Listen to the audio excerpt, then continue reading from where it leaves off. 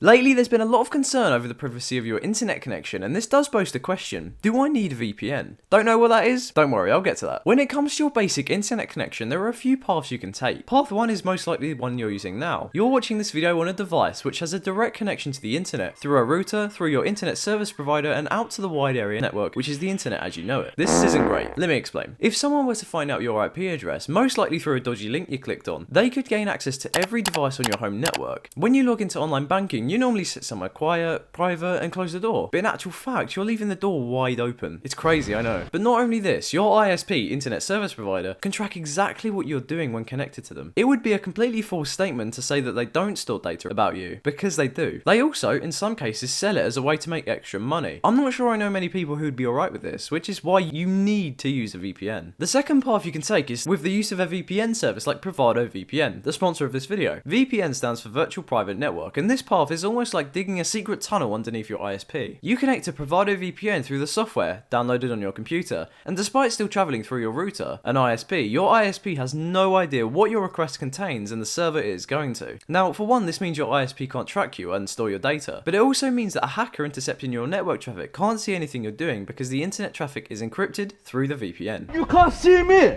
This path is much better, but there are a lot more reasons you need to get a VPN. A VPN can be used to access websites that are blocked in your country.